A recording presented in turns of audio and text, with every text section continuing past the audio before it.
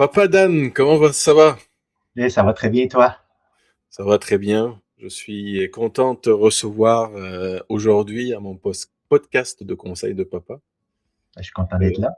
mais avant de commencer, parle-moi un peu de toi. Qui est Daniel? Qui est Papa Dan? Un peu de ta famille, etc. Comme ça, pour avoir une idée de la personne avec qui je vais discuter aujourd'hui. C'est un papa de deux enfants, donc une fille qui va avoir 14 ans, puis un garçon qui a 18 ans et demi.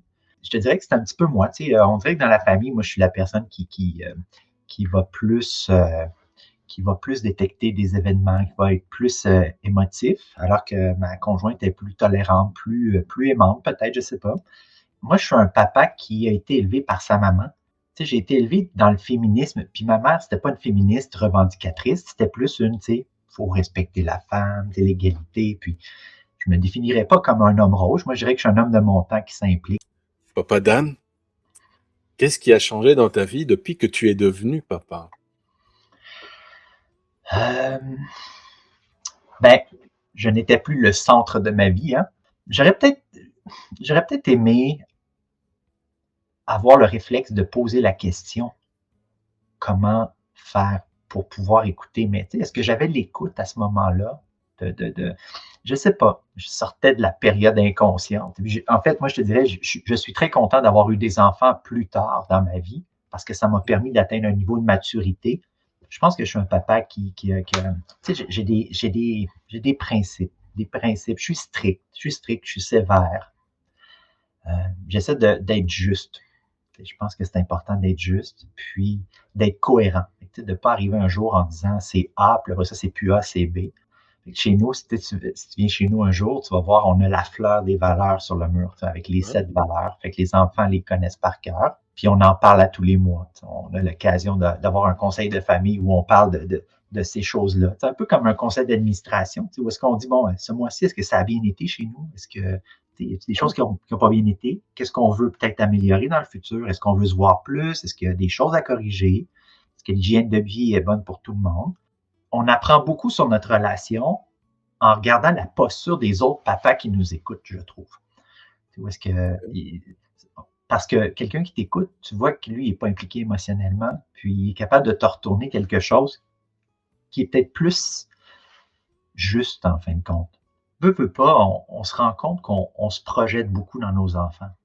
Puis je pense que c'est quelque chose qui est important de neutraliser, ce qu'on voudrait que nos enfants fassent. Puis, on a de la difficulté à avoir du recul puis de la perspective en tant que parent, mais c'est de ça qu'on a besoin parce qu'en fin de compte, il y a plein de choses qui se passent qui sont pas si importantes que ça. C'est drôle parce que dernièrement, je parlais avec mon garçon, puis comme tous les enfants, il vit des situations, puis la première chose que j'essaie de faire depuis quelques années, c'est de ne pas juger, c'est d'être la meilleure oreille possible. La meilleure oreille possible, puis de pas commencer à dire, ah ben, t'as pas fait ça, t'aurais pu faire ça, ou tu sais, commencer à me projeter là-dedans, puis de vraiment vider le sujet.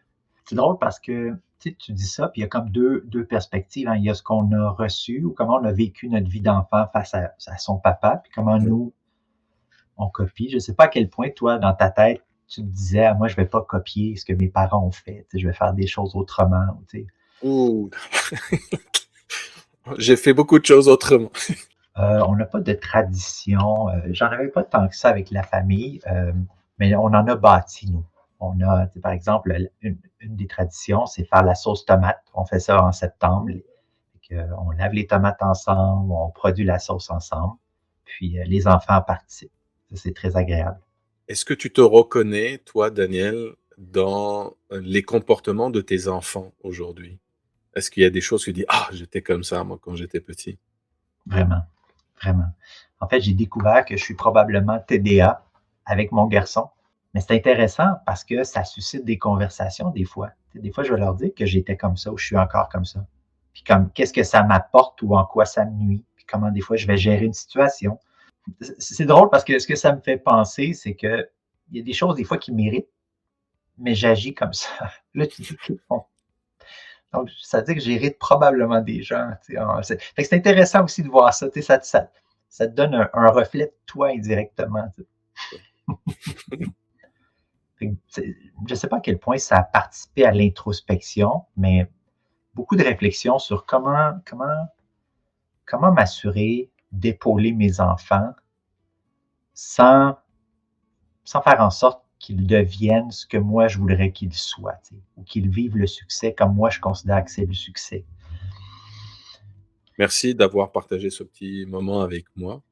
Bravo pour ce que tu fais, puis tu sais, je pense qu'il y a de la place pour ce que tu fais, tu sais, dans le sens où c'est important de faire le constat de comment ça va, puis de célébrer ce qui va bien, puis de regarder ce qu'on peut améliorer, puis d'écouter comment d'autres le font, parce que ça nous permet de nourrir, d'enrichir notre réflexion. Donc, bravo.